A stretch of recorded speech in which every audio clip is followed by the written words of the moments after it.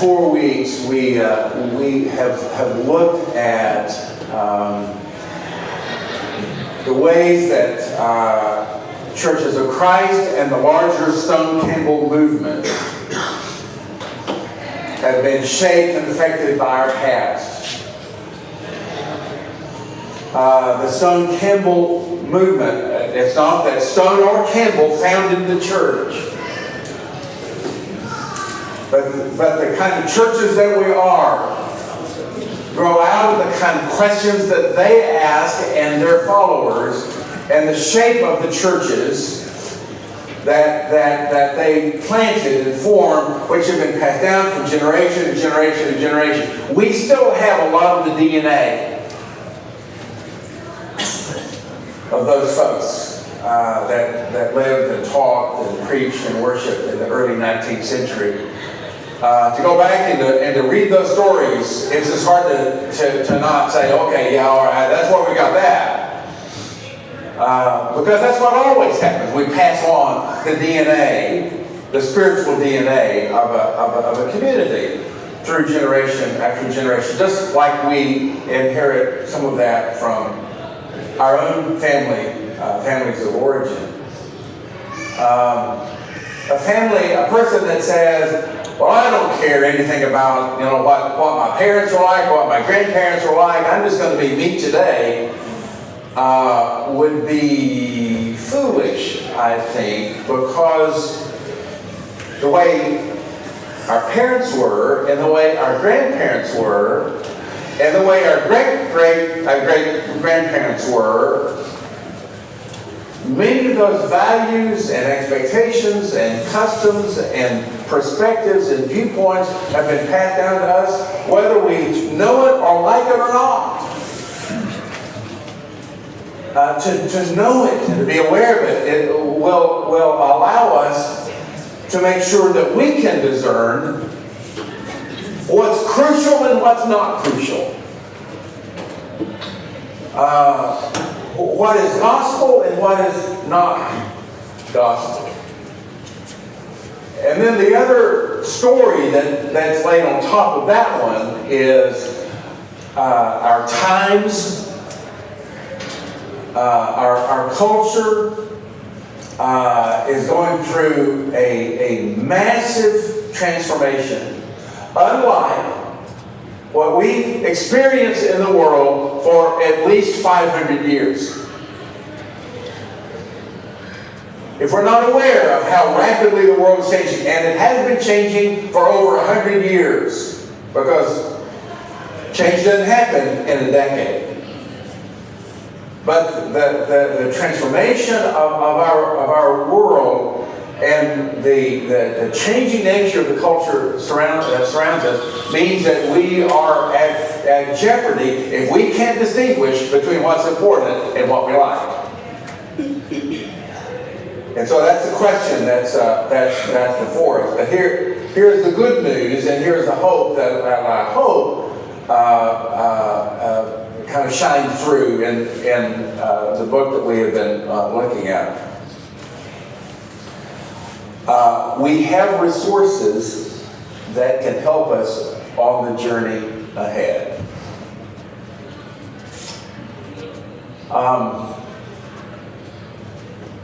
A lot of church consultants, they go around to help churches who, for whatever reason, have problems or believe that they need help. Often come with a set of prescriptions that they give to every church. If you do this, and this, and don't do that, you're going to get better. And I have come to believe over a lot of years that there is no one-size-all solution for any congregation. The things that are great suggestions for one congregation or terrible suggestions for another congregation. Not that there aren't some helpful things out there. We have been given a unique set of gifts and opportunities at Northside. You are Northside's gifts. It's not just the talents that we have. God has given this church family a unique set of people with a unique set of interests and talents that provide at least some of the resources that we're going to need in order to be a healthy church in the future. And because of the part of town we're in, not just where our building is situated, near the Encino neighborhoods, Stone Oak, and the areas around us, but because of where we live and where we work and who our friends and associates are, we have a unique set of opportunities. We need to know those things, and we need to be fully aware of our own story of a church plant from the 1980s that continues on today, because many of the things that have been given from our past will be extremely useful to us in our future. So it's in that context that I believe that there are a number of resources that come through the stream of the Stone Campbell movement of, in our case, churches of Christ, Christian churches and disciples of Christ who share the same set of values and interests. But there are things that have been given to us from our past that could be really, really helpful for us in our future. That's what this last chapter is about. I want to take just a moment and talk about 7 resources. Just make sure, I'm not assuming all of you have read the book. Let's just kind of earmark them, and then I want you to talk about what you see, what we need, directions we might go, and how we might live in the years ahead. We've already talked about 2 of them.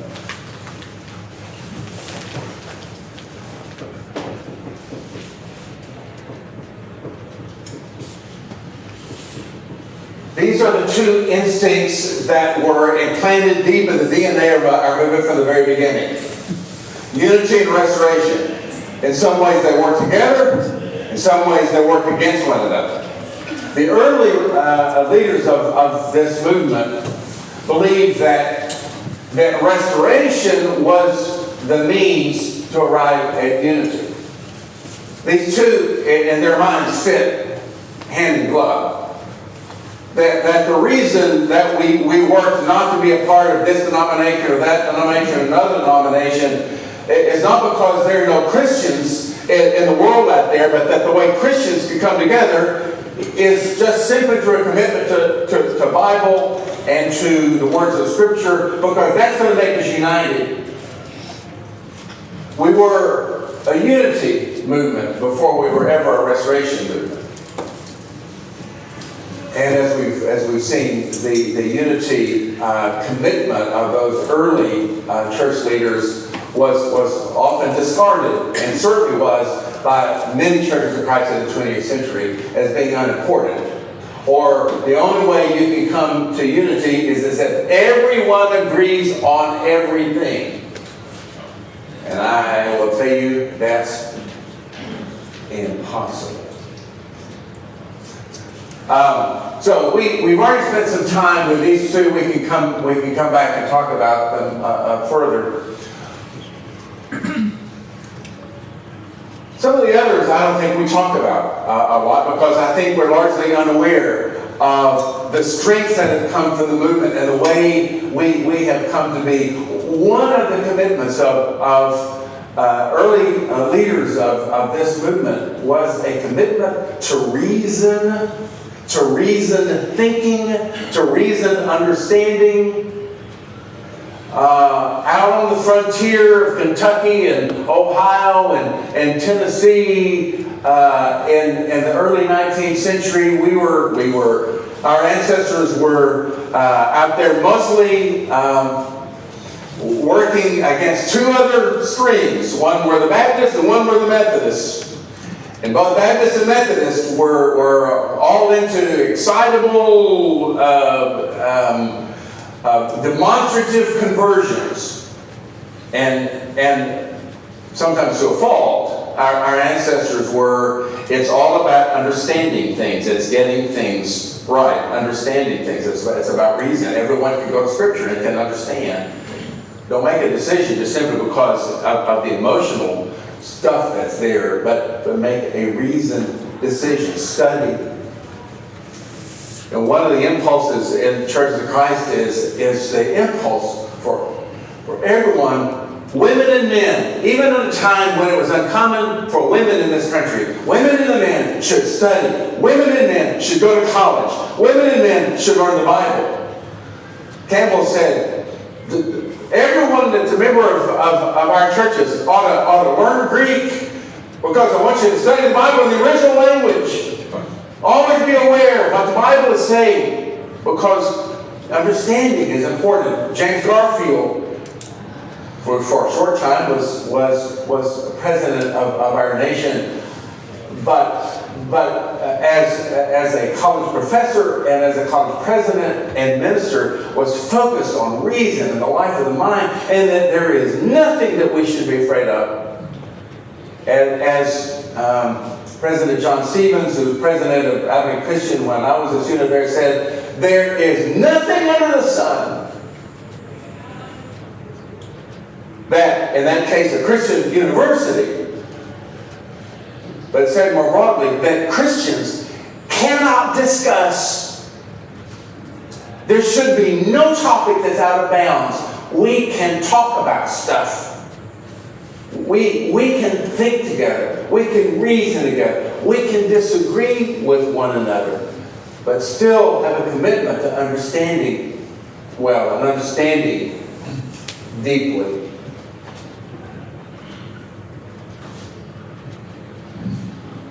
Harmony, primarily because of the consequences of the Civil War. The churches of this movement in the South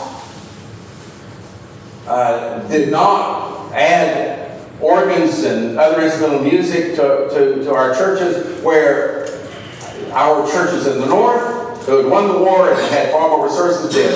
And that was the beginning of that commitment. But something really good happened in that.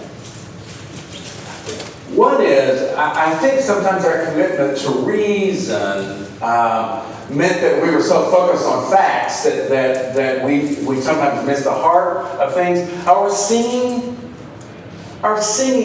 has always compensated for just this commitment to getting all the facts down. Our singing gave us maybe a richer theology and an opportunity to express not just the mental or rational part of ourselves, but also the emotional and spiritual part of ourselves. But here's the thing about singing. When you sing a cappella, you have to listen to one another. You don't know your pitch if you're not listening. You don't know how loud to sing. You don't know how fast to sing. You don't know when the song is over. You don't know if you're not listening to one another. It could have been, it still can be, an opportunity for community discipline. Not just individual spiritual discipline, but community spiritual discipline. As my friend Pat Kiefer, the Lutheran minister, said, I love Churches of Christ. You guys ought to be the most harmonious people in the world. He didn't say, why aren't you? Though he could have. We have the discipline of harmony, and it ought to reflect in how we treat one another and how we listen to one another. Maybe we can make that an act of spiritual discipline.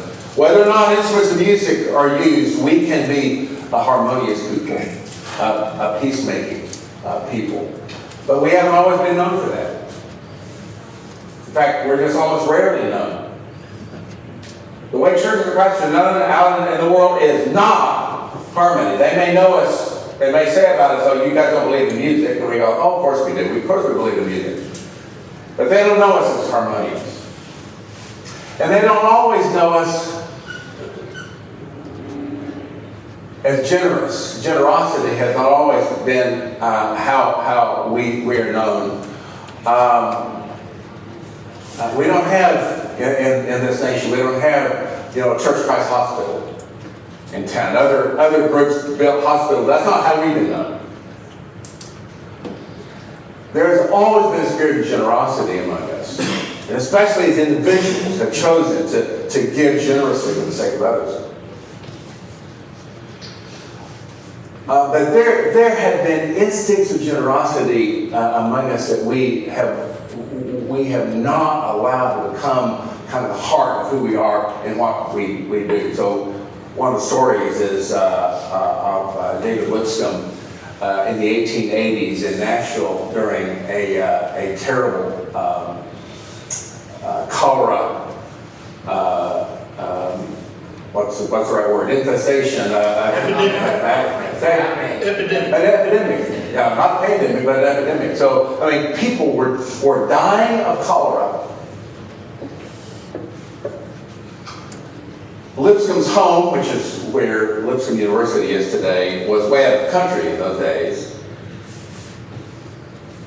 And so, Lipscomb get in his cart and go back up into the city where most of the cholera was playing itself out and most of the deaths were occurring.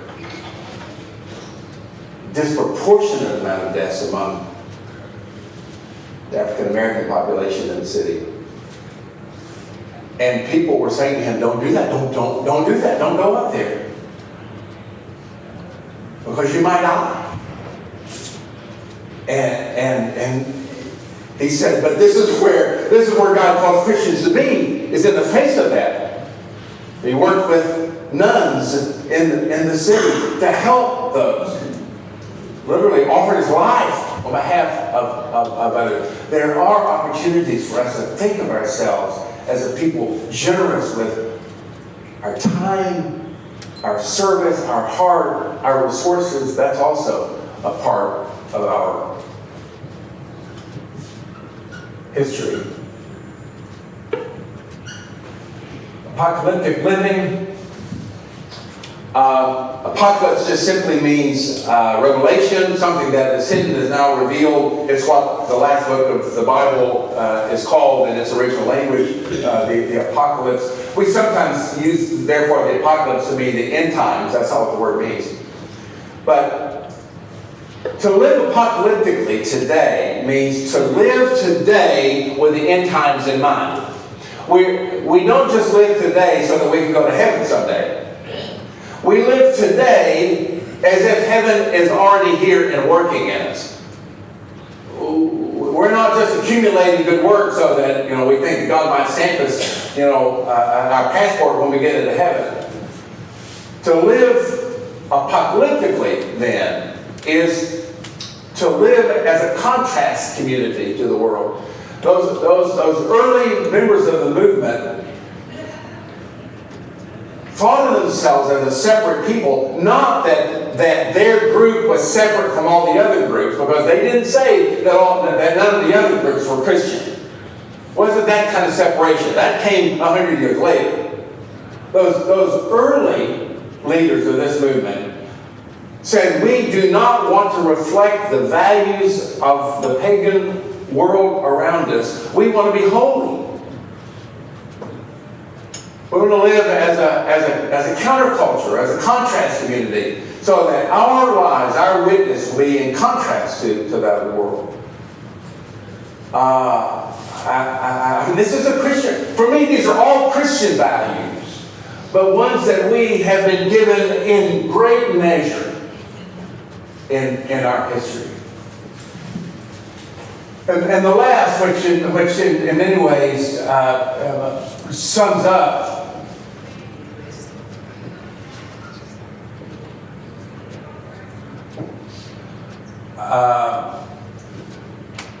and who we are and what can become. We are people committed to death and resurrection. We believe that We believe something happens in baptism. It's not that, oh, that's just work that you tend to do, just in case, or something you can do but you don't have to do. We believe something happens in baptism. We believe God actually does something. At our best, we believe something happens in the Lord's Supper. It's not just a symbol, it's not just a representation, but it's an actual participation again and again and again of the death and resurrection of Jesus, displayed, exhibited, proclaimed until Jesus comes again. We are a people that for whom death and resurrection are a part of our vocabulary because we believe in baptism and the Lord's Supper. We're not the only ones, but we believe it strongly. And so death and resurrection ought to be in our vocabulary. We are baptized, not just so that we can go to heaven someday. We take the Lord's Supper, not just simply because, we're supposed to, but in our participation in death and resurrection and baptism and supper, we are renewed by the power of Jesus to do for others what Jesus did in his death and resurrection for us. So our baptism and our supper say, Christ did that for you, you give up your life for somebody else. The sermon that David preached today is a powerful sermon. It's not about you. But we've always believed that because we believe in Christ's death and resurrection and therefore our own. And that our life is a life of giving ourselves up for others. We have a lot of resources, and Northside has particular resources that are part of us. But because of our history, I think we have at least these 7 profound resources that if we utilize them consciously, rather than just being buried in our past, if we knew that they're already in our instincts and our vocabulary, we might have the resources that we need to be the kind of church that God wants us to be, to live into God's preferred and promised future for us. Those are, I think, the resources that we ought to have and to know about. We may not be able to talk about all of them in detail, but I'm wondering if there are one or more of these that you might want to say, okay, let's talk about what would that mean for an outside. Jerry? I think one thing about unity, that you have unity without conformity. It's not about conformity. Yeah, there's a difference between unity and conformity. Yeah, unity, the world says to be united, you must conform. Yeah. That if you and I disagree on something, we must do our opponents. Right. Christianity teaches the opposite. You and I, we may disagree about many things that we consider important, but we're still brothers. But you are not my opponent. You're not my opponent, you're my brother. Right. So unity without conformity, I think, is a huge thing. Yeah. Well said. What else jumps out at you? Things that we need, things that we weren't aware of, things that might be particularly helpful for us here and now. Let me know this. Last Wednesday, I was in Durham. I stopped by a church. Went to the Wednesday event. It was a Coal Mill Road Church of Christ. And one thing that struck me was that talk about generosity. One of the members, people talk about what other members have done for them, kind of like in a way to encourage each other. One member goes, well, I won't say the name of the other person, but they paid the foundation of my house. Yeah. Wow. Well, interest-free loan. And they talk about, like, one member was accused of shoplifting. Everybody, all those women in the church went there and were at the trial just to show support. And they that kind of generosity among each other where not just, the encouragement and providing that's kind of important, it touched me, like how much they, not only to each other, but one of them founded the Duke Legal Center because they knew that people needed help in going to the legal world.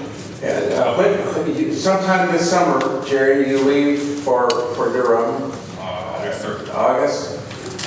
Jerry will be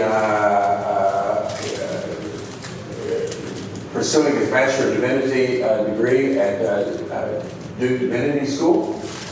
And I mentioned to him a few weeks ago that I'm sure there are a lot of good churches, but there's one that I know where I have a number of friends at the Coal Mill Road Church of Christ, and it is a church that's known. It is known profoundly for its generosity and one that could be exemplary to us. I'm going to ask now that the conversations have gone out there, can someone help open these doors back open again? You guys that are sitting on the back row, you might be comfortable, but some of us up here at the front. So, thank you. Yeah, that helps a little bit. Yeah, sure. Regarding restoration, this has been mentioned before, but the folks in the New Testament churches were just as much wild-eyed lunatics as we are. So, what does restoration mean? Yeah. I think that's the right question. When I was a smart aleck graduate student, and those are probably redundant phrases. I think maybe most graduate students are smart alecks in some way. I don't know. But when someone said we want to be, the New Testament church, and I didn't always say, but I want to say, well, which one? Corinth? You want to be the church of Corinth? I don't. You want to be the church of Galatia? The Philippian church? And so you've got two important issues at play. One, those Christians are just like like we are, which is to say, they were messed up. They didn't get everything right. The instruction to them, which includes not just the epistles, but also the Gospels, the instructions to them are life-giving and authoritative. But the process of becoming like what the New Testament writers called us to be, that's the journey that we're on. So we learned some things from those early Christians. And so restoring what church was like then, probably not. Restoring the principles and the ideals that are expressed in Scripture, absolutely. But that means more than just restoring the externals. We can have all the externals that we have come to believe are important, whether it's the plurality of elders or weekly communion, whatever that is. We can do all those things and still miss the point. We can just still miss the point. It's not that externals aren't important, but what is it that Paul wrote to Timothy, David, about the form of the gospel without, what is it? What is hard? The restoration that needs to take place is not the restoration of forms; it's the restoration of the mind of Christ.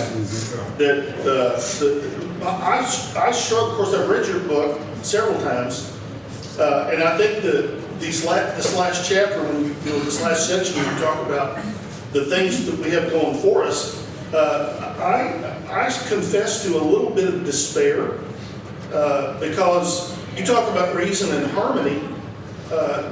There were people who left this church just because we suggested we could have a conversation about the role of women. Right. My guess is that there will be people who will leave, maybe some in this room, if we have a conversation about the possibility of changing worship styles on Sunday morning.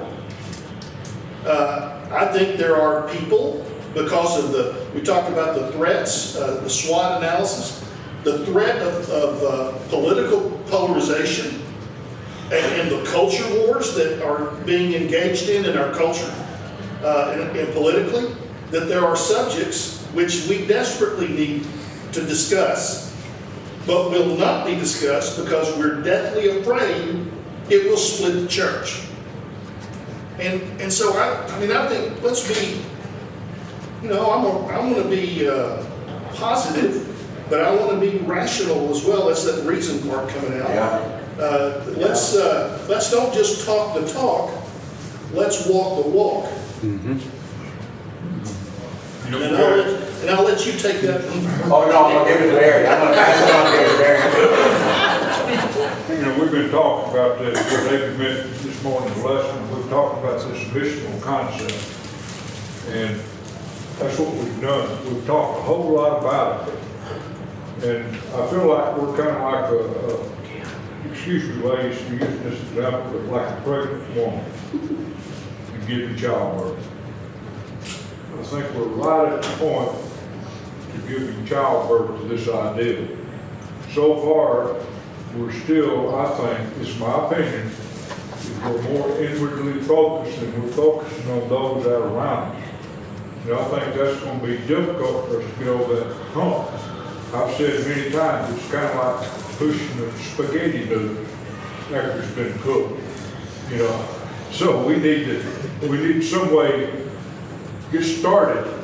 And this has been kind of a thing I've talked about several times, is doing something to get us out of this building, doing something to get us out of the community. And I'm not innocent in all this, guys. I'm with you. I'm right here in the middle of the sheep pen, but we've got to start moving out. You know, in the Army, it's always thought was just move out. Don't sit there. Just move out. Leave. Go do something. And that's what I think we need to do. Part of it, it's possible to go out with a strategy. It's not that that's not unimportant, but in general, to be out in the world with your antenna up. Just out in the world with your antenna up. I'm a Christian. I have Christian values. I've been utterly changed by the death and resurrection of Jesus. I don't have a script. It's not that I just go hand someone a tract and that's going to make the difference. I need to be Christian out there with my antenna up. And the opportunities that will unfold when I live out there as a Jesus person with my antenna up will return beyond our imagination. That is that kind of posture, that kind of awareness. Robert, I see some other hands. Yeah, it's kind of a positive response to what David was saying. There was an analogy I heard years ago. Many of you may have heard this too, but it's really helpful for me.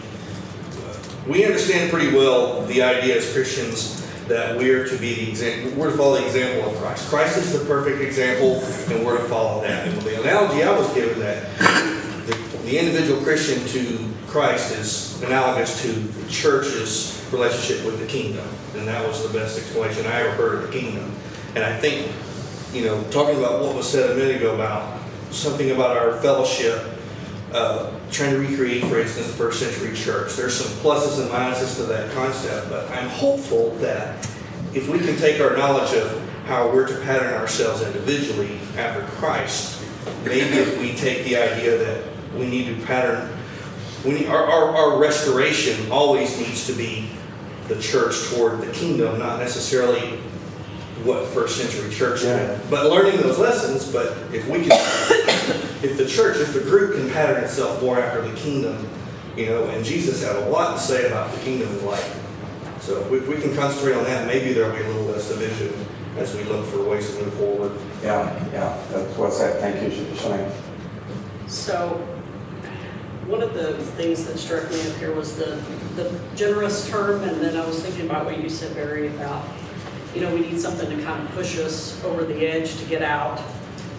And I have a different view, and that is, I know our goal isn't to get people in this building, but I think until we are generous enough with our stuff to let anyone in this building, then we're not ever going to go out and do what we really need to do. And an example is when we have had some opportunities to bring some people who are outside of their homes because of floods or whatever. As far as I know, we haven't opened up this beautiful building that we built that has showers and beds and things that we could use. We've never opened that up. Why? Why did we spend all the money to do that and then not open up the doors and let people in? It's sort of the Joel Osteen, kind of thing where we built a beautiful building, but we're not allowing those people that don't come in on Sunday morning to come in at other times. And until we get there, we can go out all we want, but we have to get over ourselves about our stuff and say, it doesn't matter if coffee gets spilled on that floor, it doesn't matter if that edge of that wall gets beaten up. That isn't what's important. What's important is getting those people to know Christ. And if bringing them in to let them have a shower and a place to sleep is one way to do it, we should be doing that. You mean to tell Sounds me, like we're in labor, Barry. you mean to tell me that the Baptist man over in Houston has a better Christian attitude about his? And you're exactly right. We actually did try to do that during, what are we calling it, a snow apocalypse of a year and a half ago now. And then our water shut down and our heat went off, and we already began to announce, we have showers up here, and then there was no water in our shower. But there were a number of people who then came up to the building and stayed. But Before that. yes, oh, absolutely. I know. It's a perspective shift. It is. It's not about protecting our stuff. Yeah. Let me go. 1, 2, yeah. I was, yesterday I got a chance to talk with a guy who was, he used to be a really good friend. We hadn't talked in a long time. But him and his wife they've kind of pulled away from the church. They grew up real small town Church of Christ. And they haven't, it seems like, I'm not sure, but it seems like they haven't only gotten away from the Church of Christ, but they've kind of pulled away from the church altogether. And he still sounds like he's still a believer, but he doesn't, the Sunday mornings, he said he hadn't been to church in a long time. But I do think he was on to something when he mentioned, and we've talked about this before, we put a lot of emphasis on the building and what we do here on Sundays, but I think David hit on it in his sermon this morning, and he referenced the sermon the message last week with, I'm not sure what her name was, being interruptible. And every day when we go into whatever we're doing, we should be the church. So it shouldn't be a matter of, yes, we should use all the things that we have, like she said earlier, and to glorify God. All of this is for Him.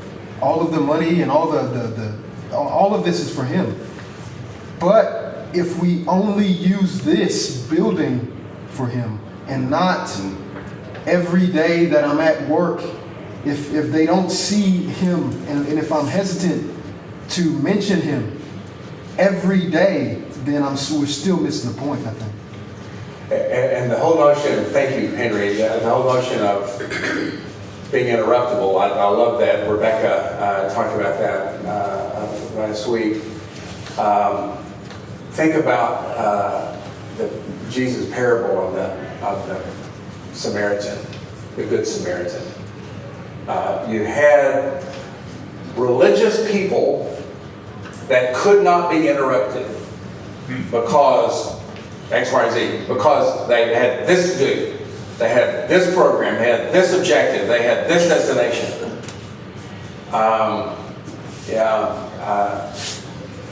Living apocalyptically, living a holy life means always being willing to be interruptible for the King's sake.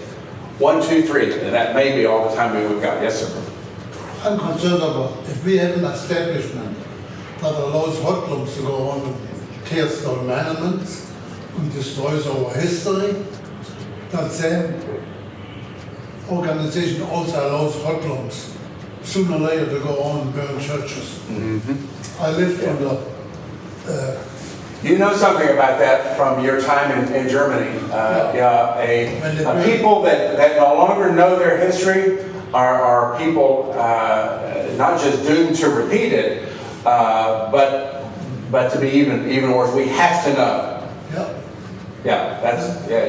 You are a living witness of that coming from your roots in Germany. They're allowed to burn books. Yeah. They couldn't play any music from Jewish composers like Mendelssohn, Wedding March. That is frightening. Yeah, it is truly. Two Jerry comments. Say Jerry comment, and then that Jerry comment. Go. Yes, sir. Caught me with a mouthful of coke. David has been talking about this. When do you think? David introduced the subject a year ago? Yes, at least. And we're talking about it more and more all the time. And I mean this to be encouraging.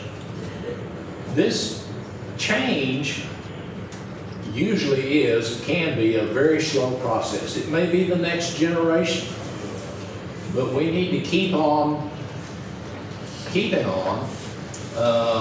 We may not see what we want in our own lifetimes. I probably won't. But some of you may. One of the big problems as I see it is how do we keep the next generation here? That's a good question. Well, or ask you differently, why do we have so few 20-somethings that are part of this family? Well, it may say something about, 20-something, but it also says a whole lot about... It's more about us. Yeah, it does. Jerry? One of my favorite stories of the Bible is the calling of the Apostle Matthew. You know the story. Matthew never met Jesus at all until Jesus walked to his tax booth. He goes, Matthew, leave your tax booth and follow me. It wasn't a leave it because I'm give you this. It wasn't a hey, if you want to come follow me. It was Matthew, leave your tax booth and come follow me. I think sometimes we got to go, okay, well, forget what we're doing. Stop what we're doing. Stop worrying about what's going next. Just follow Christ. Even if it's not, what our plan was, even if, it's just leave the tax booth and follow Christ.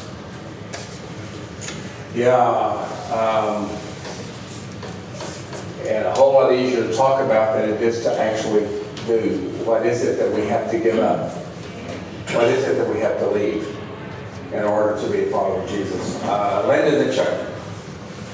And I think Rebecca reminded us last week, or presented to us, if we hadn't heard it before, little ways that we can start. Some of the things she said weren't little ways, but the bags are little ways. There are ways that we can train ourselves to be more open, to be more Christ-like. And when we are born again in baptism, we don't come out with everything that Christ had. We mature as the seasons go through our lives. So hopefully we're getting better and better and more open. But we definitely can't start with the big things because we're not ready for them. Yeah. Wow. Thank you, Chuck.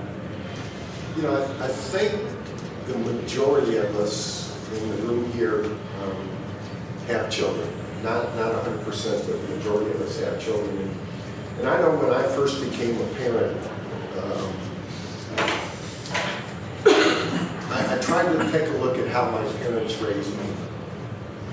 And all the good things they did, I tried to repeat those.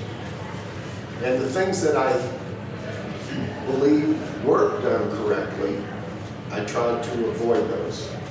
And my goal was to be as good a parent as my parents were, and better, by emulating the good DNA and letting go of some of the things that maybe weren't done exactly right.